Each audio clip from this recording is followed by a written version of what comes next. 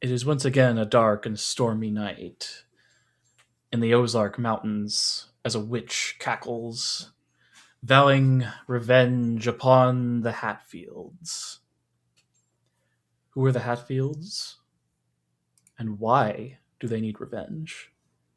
Welcome to Mysteries in the Machine.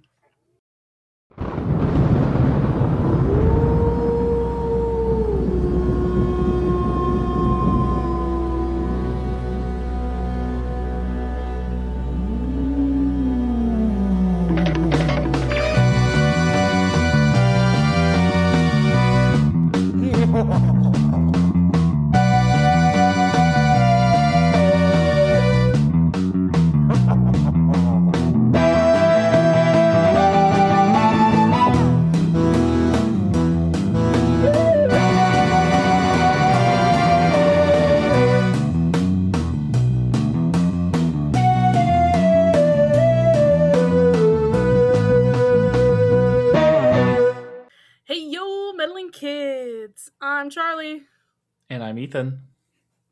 and oh look, somebody's knocking on the door. Should we answer it? I think it's a past guest of the show coming back for a new Okay. episode. Hello, how much do I owe you for giving me a ride in the Mystery Machine? I think you owe us some Scooby snacks. I think I could do that'll that. suffice. I just happen to have a lifetime supply of Scooby snacks always on my person. So Excellent. You know, the lifetime supply doesn't go as far as it used to, so...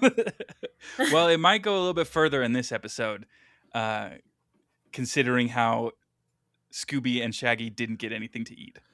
No, they didn't. Awful. Criminal behavior. Welcome back to the pod, Josh. It has Thank you. been many moons since we last spoke to you. It The has last been. time we technically talked to you was on our bonus show. Yep. If you want to go, listeners, if you want to go and subscribe to our Patreon for $5 a month, you can listen to our episode with Josh and Abby on Frankenstein 2025. Where I was the Spoiler. only one who ended up liking the movie. I did not have a lot of nice things to say about Spoilers. that movie. It's fine. We had a fun time tearing it apart. And When was the last time I was on the main show? I guess gosh. main It's show? I was probably- about to look up that. Let's see. Last season, you were on the Caped Crusader. Or no, Myphonic. yes, Yes. yeah. probably Professor my all-time Flaky, favorite Scooby-Doo episode. Oh, and I was Joker also Penguin. on for the shit. Scooby Snack Awards. Kind of. Yes. You made Technically, a cameo. you were there. You know, He made a just a little cameo. bit. It was very Well, fun. a lot has changed in my approach to Scooby-Doo since then. You might remember I was very competitive in trying to argue my point that the Caped Crusader Caper would be cemented in Scooby-Doo history as the most shenaniganized episode. But now I feel like I I've think had you a did change that. of heart. I've had a change of heart. Oh boy. And Oh no. I don't actually believe that Scooby-Doo has any shenanigans. And so I am here to argue my point that this episode has 0. 0. Okay. I Interesting. think I you believe might that get there's- voted out of this van. I think so. There is, it is my humble and also expert opinion that Scooby-Doo and Funny Business do not belong together. That this is a very, very serious show and a very, very serious episode at that. And we need to approach this very, very carefully and with much respect. And I think I'm done with my intro. Mm-hmm. All right, John. Amazing as always. Well, this is the Ozark Witch Switch, which I always get switched up with to switch a witch. Yes. Because whomst decided to name 2 episodes in the same series with Switch and Witch in them. Which one I'm guessing comes two first? Did you different already do the people. other one? No, Not this yet. one is first. Okay. And I This one- think The next one makes more sense with the title. Yeah. This one, I don't think we needed the witch. Yeah, it could have been like Ozark Witch. Ozark Witch Snitch. Mm. You know, we could have done something fun, but we're in we're in Ozark. I don't know where that is. Does anyone know where this is? I actually do know That's where close this to you, is. Ethan. Relatively. It is southern Missouri into northern Arkansas. That's what's considered the Ozarks. I've been down there several times. There is a Lake of the Ozarks, where a lot of people in the Kansas City area like to go and either rent out cabins, hotel rooms, go boating out there. Basically, it's a Midwest equivalent of going to the beach, I guess you could. We drove through there in April of 2024 because we were chasing the solar eclipse, and we drove from Salt Lake City down to Dallas to see that, and then the weather forecast was completely overcast. So then we like kept driving, and we drove up to northern Arkansas, and that's where we saw it. There was like one little corner of the state that was supposed to have like clear skies, and then we drove up through the Ozarks, and then hit Kansas City. And that's when Josh asked me for barbecue restaurant recommendations. That is that is correct. So that's what I got. We'll have to get you out here sometime, Charlie, or next time Kelly and I are up in Chicago, we'll have to find you. We'll see. But did you also know, my dear friends, that the Ozark Witch not only has a little cameo in the live action, but the character of the unmasked, we'll get into that later, but the person who disguises as the Ozark Witch is also in that movie, in a very big scene, you might say, in that movie. I did not know either of those things that you just said, and I'm like freaking out now. Either. So, do you remember when they go to the faux ghost, the club? Oh. And Scooby gets his freak on? Oh. The girl that he is dancing with. That's her? The girl that is taking a liking to Scooby is the Ozark Witch. Oh my gosh. What? So, we have to think about that as we are talking about this episode. We need to pause recording. I need to go watch all of Monsters Unleashed, and then we need to come back. I did not know that. It's been entirely too long since I've watched Scooby-Doo 2 : Monsters Unleashed. It's so crazy how much of the Monsters Unleashed monsters come from the Scooby-Doo show. Yeah. Right? I mean, I understand why James Gunn, future Superman director and head of DC Studios, borrowed so much from this show, because it has a lot of good monster designs. Yeah, quite a few. And on the Scooby-Doo wiki, you can also see like the little bit of the monster design for the live action. There she is. She looks kind of creepy. She looks a little bit different in the live action. She's got a hat, but still creepy old witch in the background, and that's her costume. But the lady who's the under the mask is a little bit different than I would have expected. Yeah. Compared to the episode. Yeah. So if she hits on Scooby in this episode, we'll see where James Gunn got that from. I guess. It has already quite creepy witchiness. She's got I love a witch. Oh yeah. Big fan. Once again, the gang is driving. They're going someplace. But Fred doesn't get them lost. No. Not this time. They're going on vacation. They're going, and all of their tires just pop. Was it like bullet holes in the tires? That's what it seemed like. I think. Well, that may be, but because Shaggy thinks somebody shot at them, but I thought that was just the noise of the tires popping. Yeah, I think that's what it technically is just the noise of the tires. And Shaggy and Scooby get so scared because they think that it's someone shooting at them. They jump into this inflatable raft that they have because, they're on vacation. I assume they want to go rafting. And it inflates, and takes up like the entire back of the mystery machine. Now I Somehow. know someone here doesn't want to argue for shenanigans, but I argue. Is that how inflating a raft works? No, it's Wait, not. Exactly. If I remember correctly, the mysteries in the machine definition, like criteria for a shenanigan, is something that is so cartoonish that it could not happen in real life. That is correct. And you don't think that someone could go inside of a deflated raft in the back of a van and then have it inflate in the back of the van? That's not what we're No. arguing. We're arguing the volume that the raft takes up is too big. I'm arguing a little bit of both. I'm arguing the fact that somebody just jumps on a deflated raft and it begins to inflate, but also it inflates to such a large extreme that, you know, it really shouldn't be able to without air. As far as the volume goes, I think the volume is quite appropriate, especially if we're thinking that it's going to be enough for the whole gang to get in. Have you ever been like whitewater rafting? Those inflatable rafts are gigantic. But where's the air coming from? So, Charlie, I actually have an argument for this. There are life vests that you can pull a little cord on, and there's a little container of pressurized air that when you pull that cord, it releases all the air into the life vest. I would say there's a similar mechanism. That's how like the rafts in airplanes work.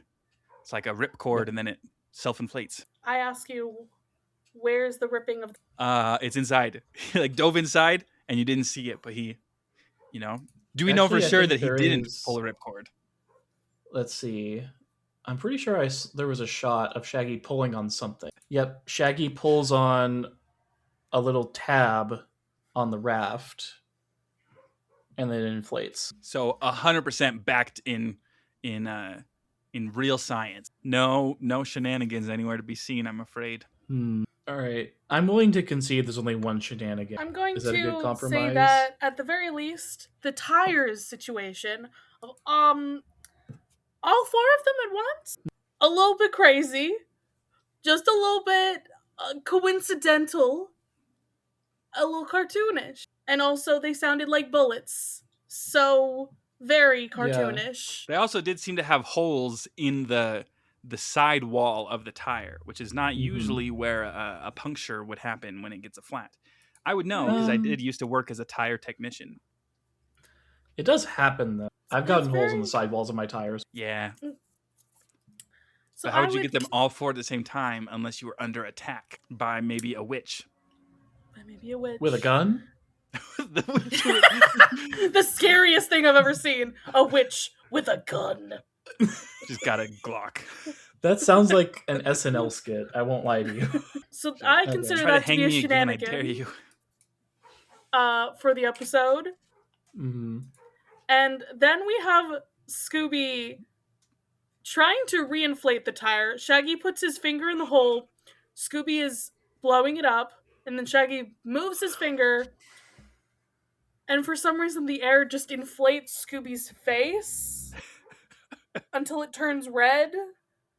We got a little bit of body horror stuff going on. And I always say that's more shenanigans because I don't know. Cartoon body horror. Very live action-esque to me. Have you ever... Josh, you want to show me how you can do that with your face right now? Yeah. Not my face, but my dog's face.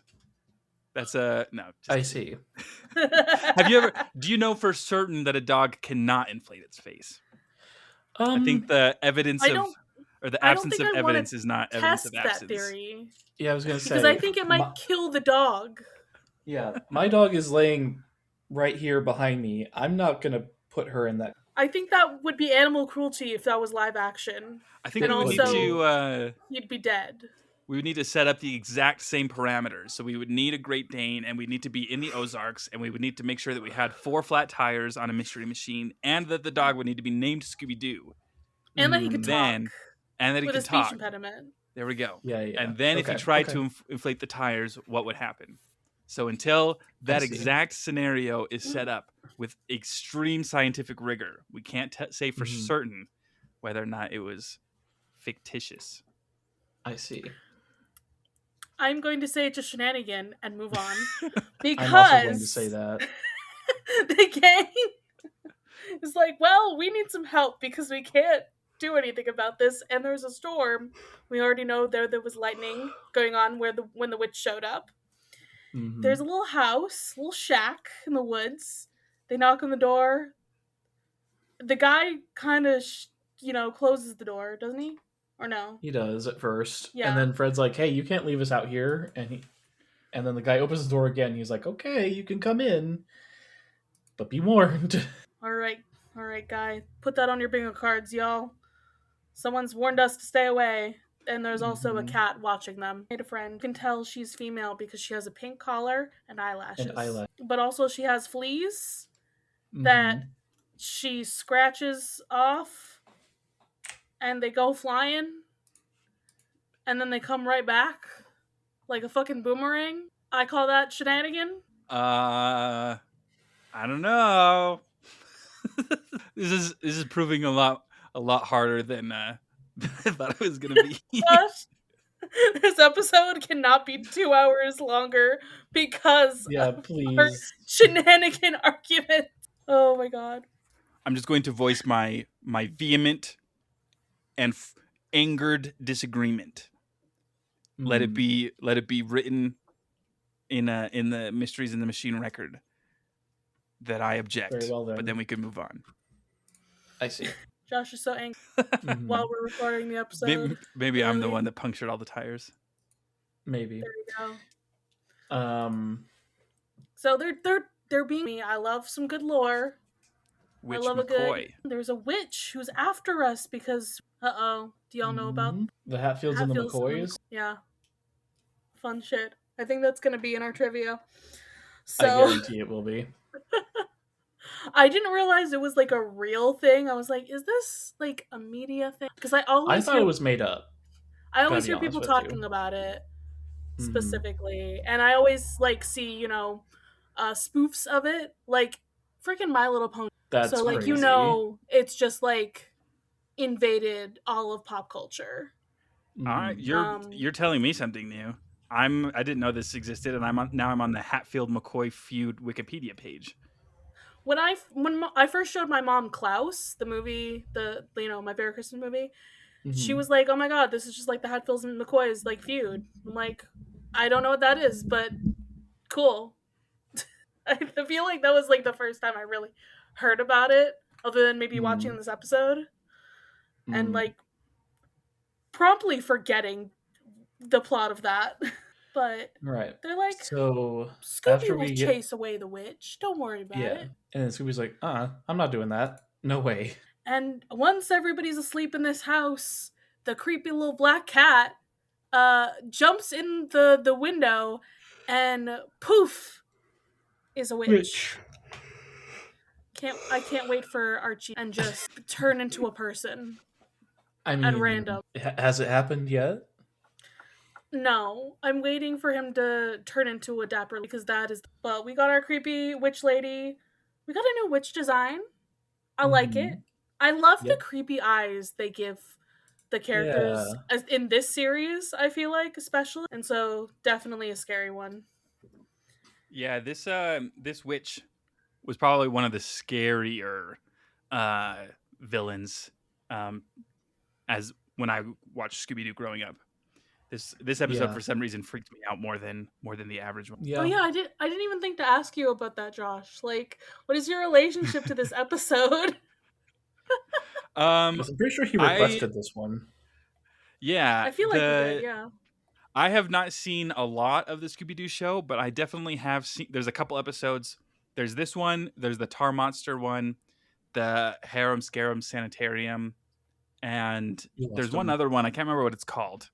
But it's with a vampire, and I remember the grandpa vampire turns the granddaughter vampire. That's probably the one we just had that came out. That was like the vampire bats and scary cats. It's one of my favorites. Yep. So. That one was also very scary. It had like jump scares in it. Mm-hmm. Yeah, but I don't know. I don't remember how I watched this. I think it might have been. Like I had like bought the episodes on iTunes and then watched it on my mom's like first generation iPod. There you go. Or maybe they were like bonus episodes that were included in like a bundle that had like the Where Are You? Scooby-Doo Where Are You seasons 1 and 2. But I definitely had seen all of those. And then I had seen a handful of these, and then of the new Scooby-Doo movies, I had only seen the 2 Batman episodes because we had those on. I have a feeling once we get to season 3 of this, more people might recognize the episodes potentially, just because season 3 is also packaged as like the 3rd season of Where Are You for some reason, even though it's like several shows later. Right. Yeah. So it's like, why'd you do that? It has a whole different like theme song. It's connected to this whole other like media. What's going on here? But Scooby and Shaggy are sleeping, and Shaggy steals the blanket. Yeah. And Scooby reaches for the closest piece of cloth he could find when he can't find the blanket, which happens to be the witch's scarf, and he just pulls her into the bed. I love this. I love it so much. I call some shenanigans here because she just like is like, oh, okay, I guess I'm being pulled into the bed. I guess I'm here. What? And Scooby attempts to like pull her clothes over himself as a blanket. I think it's funny. She's just like laying there motionless as he's like tugging on her like witch robes for a good chunk of time until finally she just like screams. She's like, yep. Yeah. And so Scooby like starts elbowing Shaggy. It's like, oh, do you want to just switch sides or something? What's going on? Oh, look, it's a witch. Ah! They jump up and they destroy the bed. Yeah, their feet punch through the mattress to the floor. Like they've destroyed the bed and like the bed frame, shenaniganery, and they run into like a closet. And then the witch is like, haha, I'm here to take revenge. Everybody else is waking up. What are we supposed to do? And then they go in. The Hatfields? They go in to see the Hatfields, and Pa Hatfield's been turned into a frog. Oh, supposedly. Not Pa! Or they keep saying Toad in this episode. They keep saying Toad and then Frog and then Toad and then Frog, I swear. But yeah, he's a little guy and he's got his little hat. And they start carrying him around after this. This Ebenezer Scrooge looking sleeping cap. It's also a Santa cap, which is timely given when as of recording. Happy solstice, y'all. The solstice. So now Shaggy and Scooby are rolling up to the general store we have to see if they can. Yep, because we split out to see if they can use their phone. They have the frog with his little hat. And they're knocking on the door. Okay, this place is called either it's the town is called Spooky Hollow or it's just the store is Spooky Hollow store. It might be the town. So very timely name, I think, for this creepy ass episode. And so they're like, okay, well, no one's answering the door. What do we do? Looks in the window. Guys, we don't have to break and enter just to get a phone. But they do anyway, because Scooby-Doo. Okay, first it's Shaggy who can't lift this fucking thing. He tries to open it, and then Scooby-Doo has this brilliant idea. You can explain that, Ethan, if you want. Yeah, so there's a panel or board underneath the window that Scooby's like, I'm going to remove this, sneak myself in underneath, and not only am I not going to use the phone, I'm just going to unlock the window and come back the way I came in. Meanwhile, the hole is maybe 4 inches wide. Okay, you remember the Spooky Space Cook episode with the amazing with the key. Yeah, the key and just like barricading the door and everything. This is that level of shenanigan. Yes. Didn't like what the fuck? Didn't like this exact thing happen? I can't remember now. In the Muppets Christmas Carol, with Gonzo and Rizzo. I watched where that like recently. Rizzo, he like goes through something and then comes back. I can't remember exactly what it is, but it felt like it's the same thing because like Scooby goes in, unlocks the window from the inside, but then goes back out to the outside. And I feel like that same thing happened in Muppets Christmas I want Carol. to say that did where, happen, but I like, can't remember. Y'all know I have not seen it, so don't cancel me. Charlie doesn't like the Muppets. I won't hold that against. It's fine. It's just not my thing.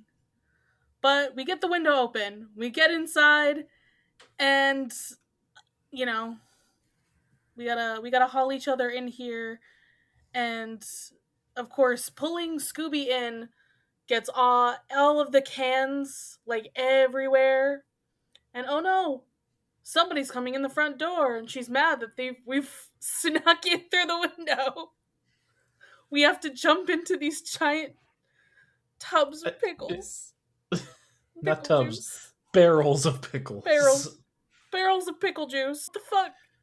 Yep. So the gal who opened the door, I don't know if we get her. She explains the situation to her, and she's like, yeah. He's like, yeah, we need to use your phone, and she says, well, if Witch McCoy's around here, you better. But the phone line's been cut. This is this the only scene that she's in? Like, I think prior to the end. I believe think so. there might be. Yeah, that's And all we then- have to go on. Well, she tells them to stay away from the witch's cave on Spooky Mountain. Ooh. Spider Mountain. Spider Mountain, excuse me. Like, what the fuck? Spider Mountain? Also, the creepy cat that turned into Witch McCoy and back shows up in this store, and Shag and Scoob are like, oh my god, it's actually the witch! Run for your lives! Yep, so they get the hell out of there. And let's see. And Smart So we're Gang is looking for clues. Somebody's like digging. Who could that be? It's Who Creepy could that Man, perhaps?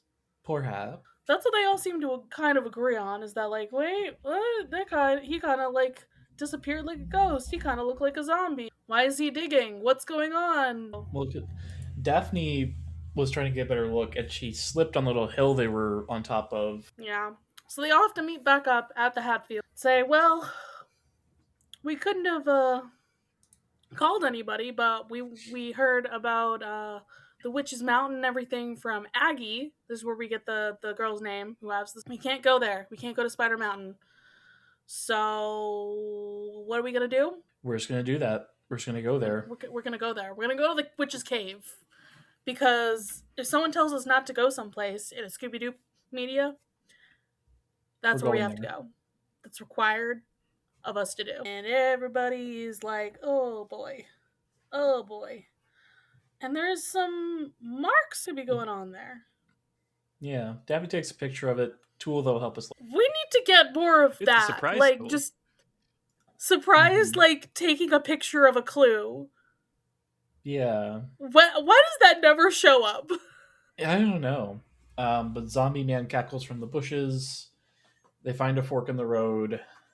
And so they Shaggy split up complains again. about his stomach, and they split. And This time we have Velma, Nerd Crew and Hot Gang, so it's like, hey, we can get across this this chasm by going over this tiny log. This will be great fine. plan. What said no one ever in a cartoon? Why are we...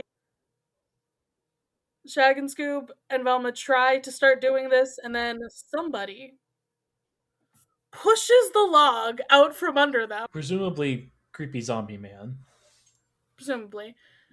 Scoob is able to grab onto a branch. The rest of them are able to grab onto him, and they all whoomp onto the other side of this chasm, all on top of each other's shoulders. I think that's just Looking a like sequence. Sadly, looking like one of the portraits from the stretching. yeah. So They're we all get to a standing on cave. shoulders. Yeah, and there's spooky smoke coming out of it. What's she cooking? Laundry, probably. Don't drink it. It's laundry. My favorite. It does look like a very nice spooky witch cave, though. We got like our cauldrons, we got our skulls, we got our spell books. Scooby and Shaggy are sneaking around, and they transfigure themselves into the shapes of whatever they're hiding behind. Like there's a rock and a dead tree, and Velma herself. Does that come before they get in there? Yes, it does. Okay, you're right. I do think that we have to count each of those. I agree. Because comedy comes in threes. So I had to do it 3 times. The fact that he transformed into Velma's shape, that was the funniest to me. Yeah. Like, what? So they get in there, they're looking around, they find some books. Everything you want to know about witchcraft, but are afraid to ask. Witchcraft for dummies. Exactly. Basically. Shaggy finds one just called... Yeah, most nondescript witch book out there. And I think that's why it has to be the most important one, because it's got some interesting stuff written down on there that could help us later. Is it something that was already open to that page, or did he just flip open and then think that the first thing that he landed on was a clue? I think he flipped it open. He just flips it open, and it could be one of those things where like the binding is like broken. Oh yeah. And so like it just opens, or like a to dog that. ear or something. Yeah, it could be one of those types of things. So I will allow that because I know how books work. Wait. I think we've mixed up our roles here. I think you're supposed to be arguing shenanigans, and I'm supposed to be arguing vice versa. I will allow this one not to be a shenanigan because this has happened to me with books before. So if it can happen in real life, it can't be a shenanigan. All right. So they hear the witch come into the cave, and they head back to a curtain that's just in the middle of this cave. It's definitely just a cat that comes in. That turns this specific sequence was why I liked this episode so much as a kid. When they're behind the curtain. It is great. And the witch is like, if there's any intruders in here, I'm going to turn them into toads. And Velma's like, all right, here's what we're going to do. We're going to put on these old clothes on Scooby, and I'm going to be a ventriloquist. Not Shaggy. Velma. Velma, where did you learn this? Did you take did you take a level in Bard? What's going on here? She may have. Shaggy just taught her how to throw her voice. I guess Shaggy taught her. She took a feat in like performance or something. I don't know. Yeah, the actor. And this is the second time we've had Scooby dress up as like a creepy witch, and it will not be the last. Is this all just a sequence with Velma and the frog? I think it might just be. I think it might just be a sequence. Well, I think the throwing of the voice with the disguise is a. I think you can have those two specific things or something maybe, because that's not Velma's shtick. No. And I see. So someone getting a new shtick is not real. I'm sorry. These characters. You don't want people. You don't think people can learn and grow and acquire new skills? Josh, this is not High School Musical. These characters are from the 70s and they are archetypes. They're not characters. True. But this is a new Velma, new voice actress and everything. That's true. I think she's only in this series as Velma's voice actor. I think so. So Shaggy makes a sock puppet of a frog. Velma, I guess, throws some powder in the air so Scooby can summon the frog. And I don't know what it is, but as a kid, any sort of movie or show that had a little puppet sequence just like instantly made it the best. Like this, I would come back to this episode specifically for the frog puppet.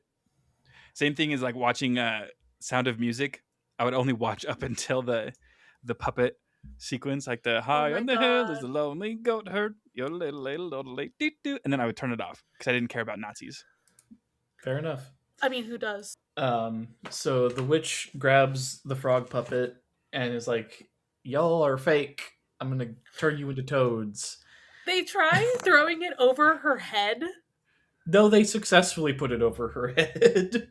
but still, it's funny is that's like the way to get away from her. That I'm surprised how easily she got it off, because it's like Yeah. a sock puppet on the size of a hand, but then Right. shoved over her whole head. Right. Yeah, but And they are then- not able to get away. Yeah, because 'Cause she she has just a trap. has a net just in her house. She was expecting people to sneak in here, I think. Clearly. We've got And- everyone learning Yeah. new sticks. We got Velma learning how to be a bard. We've got Fred apparently taught his traps to the witch. I guess. I know, what's going on with that? Um, Fred, why are you giving away your tricks to the villains? What's your going on here? secrets. But Velma, Scooby, and Shaggy collectively jump with the cauldron out of the cave. Well, first they're tied up in a cauldron, and she's Yeah. like, "I'm gonna cook you. I'm gonna turn you into frogs, and then I'm gonna get my lizards and cook you all into." Okay, crazy lady. The fuck? Has there been well, hold on. First, is that cannibalism if you turn a person into a different type of creature and then eat it? I would say This is the no, Cersei because they're question. I would say no because they're no longer a person. Okay. Second, is this the first time that something that was almost cannibalism was in Scooby-Doo? I don't think so. I think somebody else wanted to eat them at some point. I Yeah. do not remember at this time, but goddamn, what's up with the cannibalism, guys? I The want to call cannibalism shenanigans for what the fuck is happening. Yep. So not only do they hop out of the cave, they hop to the edge of the cliff, jump across after getting a running start. Yes, somehow a running start while in a cauldron. Yep. And then they roll down the hill into the river. And then this is a separate shenanigan because Scooby falls into this little pond and he sees two frogs like land. Seemingly, he thinks they landed next to him. He's like, "Oh my god, she turned them into frogs! Jackie and Velma! Oh no!" And so he kisses them each. Sadly, Scooby is not a prince. But also, Unfortunately. they're like 10 feet away, actually. They weren't turned into frogs. So everything is good and fine. Actually. Don't the frog like say something? No, he When, just I kisses I them don't think again. so. Or like he kisses them and then leaves, and then the frogs like do or say something like ugh. Or like good riddance or something. They kiss him. Okay, yeah, they both go yuck. So the gang fully meets back up. We didn't see what Fred and Daphne were up to. Yeah. That whole We time. don't know what's going on with that. There's a chance that this Fred and Daphne was actually just very distracted by teen hormones at this time. And that's why we did not see. They're That is getting possible. horny at the Hatfields. Perhaps. Yep. I think they're by for McLovin by. with the McCoys. So So we go back to the Hatfields cabin. The witch has supposedly turned them all into frogs. So you see 4 frogs hopping around with their little Um, hats. with their little But hats. these are not Ebenezer Scrooge hats. These are like little straw hats because we're in Mhm. hick country over Mhm. here. And the dog turned into a frog too, and the frog has fleas. I call that a shenanigan that a because what the shenanigan. fuck? Frogs don't have fur. They can't get fleas. That's ridiculous. There's a pile of sawdust on the floor. They're That's like, this has got to be suspicious. important for something. Really important. What's going on and there? Fred has a full photo lab in the back of the Why are mystery. you questioning this? Touche. I, that is a shenanigan, but it's also like I also fully believe that Fred would do that. Like it's ridiculous to see in a cartoon Yeah, because the space does not look real, right. but also Fred would. He would. This is the only time again we have this camera and this photo development over here. Yep, we never see this again. So Morse code. The Morse code, and it means SM because it's 3 dots and and they're looking at the spooky spells book that apparently they took with them in the cauldron. Yep, and they're like, all right, we gotta find 15 nails on the floor, and Scooby finds them. And it says they say follow the middle nail north to a board with a knot into it, and then knock twice, and once again he knocks on the board, and a little cabinet open. There's a string. It says a string will reveal all. The string pulls a trap door and whacks Scooby. yay! We found something. Something. And there's something written on there, and Velma decides it's over here. Which this was the witch switch, I guess. Because why? So. Like, if she had already gotten rid of all the Hatfields by that point, why had the witch not already looked at the thing? Why did she need to come back again later to look for the instructions? Yeah, it's a good point. It is a little bit weird. And also, I do think the frog thing technically does kind of count as a switch. I suppose it does, yeah. Again, arguments for like, we didn't need 2 episodes in the same series. There's a similar witch and switch in the title, yeah. The witch is switching and ditching. The witch did. Yep. She's digging. She is digging a ditch. She's got a pickaxe.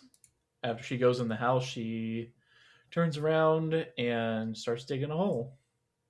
And so does Zombie Guy. But they're not on the same team, it would seem. Interesting. This is a dynamic we hadn't encountered. But then, in their brilliance. And with, a disguise kit,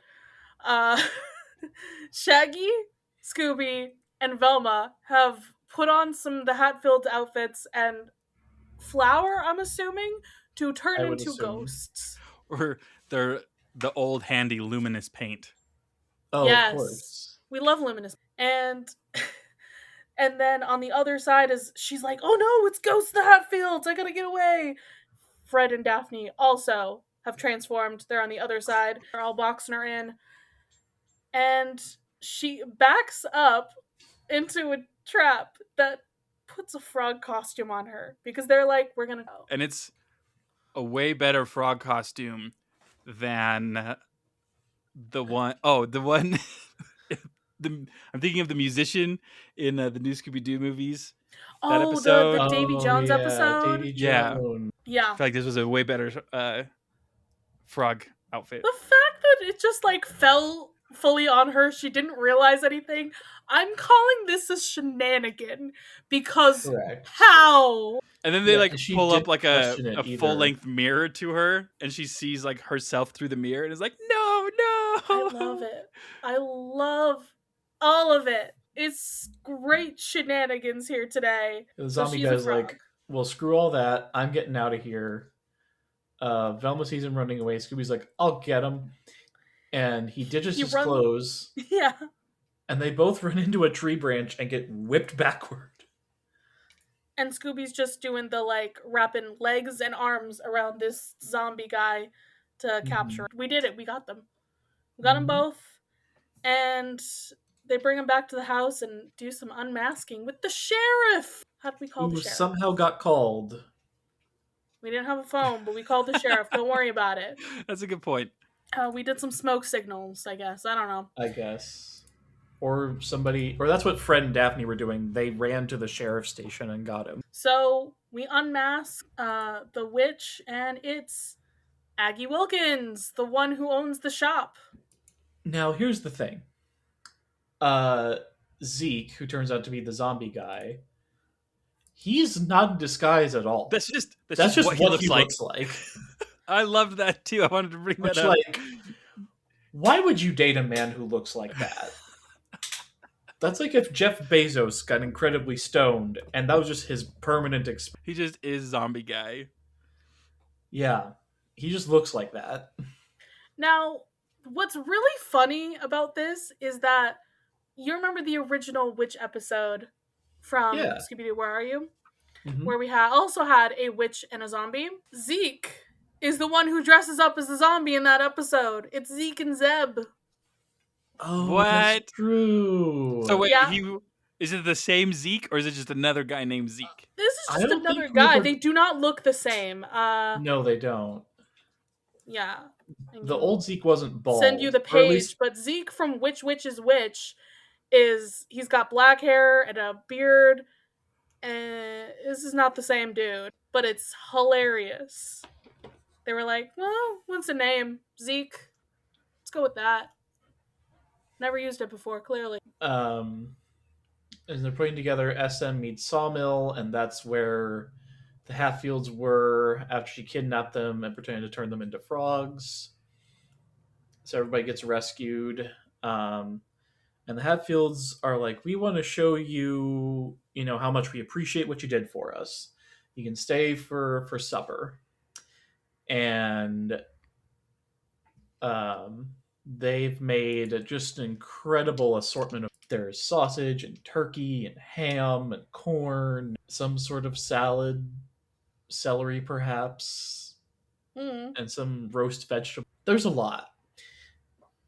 But as our last shenanigan of the episode, a bunch of the farm animals come and they eat all the food. And I would argue that the actual last event that is not a shenanigan is when they eat the turkey and only bones are left. And they go, oh, it's just a skeleton. And then the turkey skeleton gets spooked at them saying skeleton and gets up and runs away. That's the last one.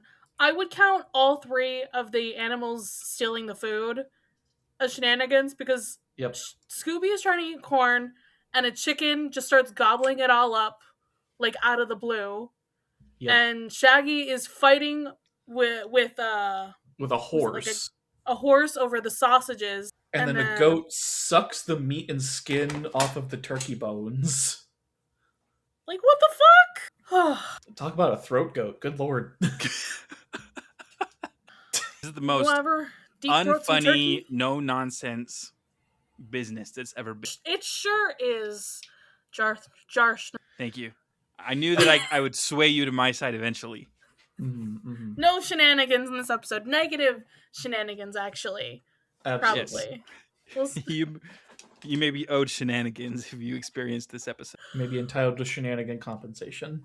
Exactly. But now that we've covered the episode, what time does that? It's terror time again. The Ozarks, also referred to as Ozarks Mountain Country, the Ozark Mountains, and the Ozark Plateau, are a physiographic and geologic highland region of the central United States. It covers much of the southern half of Missouri and an extensive portion of northwestern and north-central Arkansas.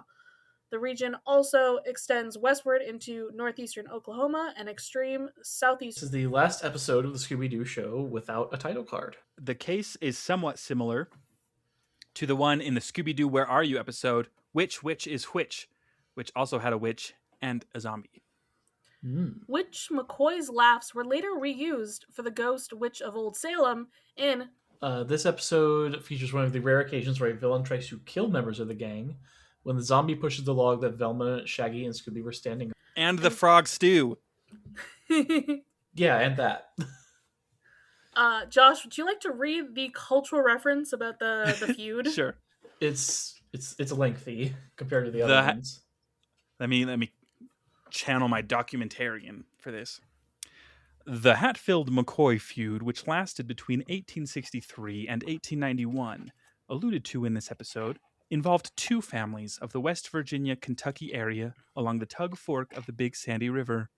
The Hatfields of West Virginia were led by William Anderson, quote, Devil Anzy, close quote, Hatfield, while the McCoys of Kentucky were under the leadership of Randall, quote, Ol' Ran, close quote, McCoy. The cause of the feud is a matter of dispute. However, during the 20th century, the feud fizzled, and relationships had been considerably more peaceful than how they were portrayed in Hollywood. The Hatfields and McCoys often intermarried and would host community picnics with sports festivals spoofing the feud, such as, quote, Hatfield/McCoy Tug of War, close quote. In the 1980s, descendants of the families appeared on a charity edition of the game show Family Feud, and in 2003, a formal peace treaty was signed, marking the official end of the feud. That's awesome. That like it's such a like long and lengthy thing, and there was an official peace treaty signed, even though like everyone had been long dead who was actually involved in it, and then the family feud of it all. I feel like that's how you really end the conflict, is you just go on Family Feud. But Ethan, clearly we had negative shenanigans today. So tell us how many non-shenanigans. How many non-shenanigans do we have? we have 29 non-shenanigans. Okay, what will we rate this episode out of 5 Scooby snacks? I kind of want to just give this a straight. I was gonna say 4. Like to me, it's like very enjoyable, but it's not like I really liked it. And it's memorable to me, but it's also memorable because it's one of the only Scooby-Doo show episodes I've seen. So right. I don't know how to rate it comparatively speaking to the rest. Yeah. I would probably... What are we usually rating these things? I feel like average our scores, so I don't have any individual scores for us. I want to say like a 3.5. Just so your math works out. But also, like, I didn't very much enjoy this one. Even though the names do annoy me. And she is a very iconic, like, creepy Scooby-Doo villain here. So yeah. How are you two enjoying? Because I haven't even talked to you really about Scooby-Doo, and I'm behind on the podcast now. But how are you enjoying this series compared to the new Scooby-Doo movies? I'm liking it more, honestly. Yeah. It seems like with the longer format, they just didn't have enough planned. So they just kind of threw random stuff in there and hoped that it did something. With this tighter runtime, I think it's better overall. Yeah, they definitely threw more at the wall and were like, well, we have the celebrity. We can't just make the episode a short one. We have to make it a full, like, movie length, quote unquote, 40 minutes. Yeah. Yeah. And with these, again, we're getting more of our, like, Scooby-Doo, like, lore kind of stuff going on here. We're really making, like, better mysteries. We're making better designs for monsters.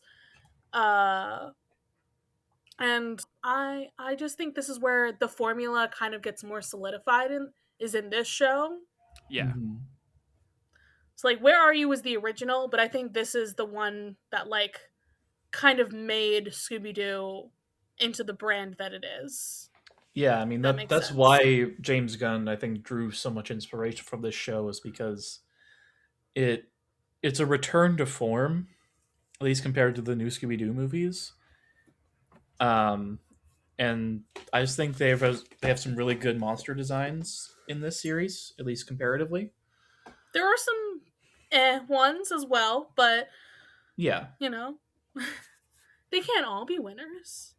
No, sometimes it's the recolored ghosts into ice cream ghosts. Oh boy. But whose side are we on for this one? Are we on the side of... We could be on the side of Aggie or Zeke, because they're not on each other's sides. They're bitter exes looking for this treasure. Yeah, I mean, kidnapping, though, I'm not a huge fan of that. And, like, what were the Hatfields even doing to them that prevented them from getting the treasure? Just living in the vicinity of it? Just living in the shack that Zeke had left the instructions. Okay. And so, like, Zeke, like, what was it? It was treasure that he had robbed from a bank before he went to prison. Yep. Yeah. And then the witch was his ex-girlfriend who was trying to get it before he could get it. Yeah. If only they'd used some of that in the live action character of her. Yeah, sadly not. So whose Are side we are on we on? the? Are we on the? I'm on the Hatfield side? side. They were just living in a house. Yeah. That's all they were doing, is just existing, and they got kidnapped and replaced with frogs. I am on the side of those poor frogs / toads that The frogs and the cute hats were misplaced from their homes and put into this random house. Although they were given hats. They were given hats, So but that doesn't really help them that much. One of them was given fleas, so yeah, we can do the frogs. Suffering. I'm on the side of the spider that Spider Mountain must have been named after. Yeah, Ungoliant lives there. I wonder if Professor Flaky's probably out there somewhere. I'm always on his side. He's still just he's kicking it somewhere. As we should always. Josh, thank you so much for joining us for another episode of Scooby-Doo. Yes, you're so welcome. Thank you so much. I know you have at least one more episode of this show that you're coming on for. But would you like to let the listeners know? You can always join the Mysteries in the Machine Patreon and join their Discord. I'm in there chatting it up. Other than that, probably just my Instagram. You can find me on Instagram at JoshIsRich, separated out by underscores. I'm on there posting like photography stuff.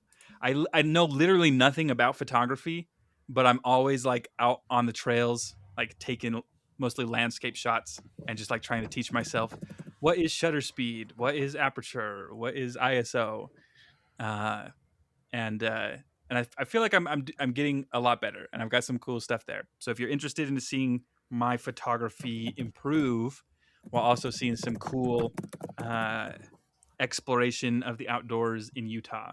All right. Well, thank you for coming on today again. But for now, we have to go split up and look for clues. Bye-bye. Bye. Bye.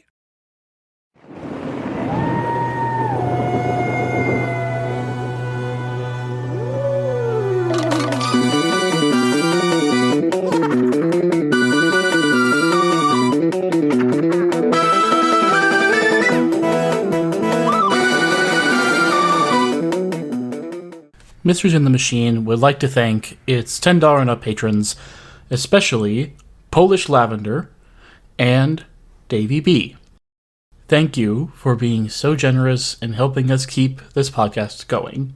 You can follow this podcast socials at Mysteries in the Machine Pod on Instagram. You can send a message to our email, mysteriesinthemachinepod@gmail.com. Be sure to give us a rating, a review, or let your friends and followers know how much you love the podcast. That really helps. You can follow me, Charlie, at GreenPixie12 on most platforms. I also have an art Instagram at GreenPixieDraws. You can find me, Ethan, on Instagram and Threads at ethan.t.hewlin. Our music was written and produced by Jason Hilton. You can find him at Negative Selections on Instagram.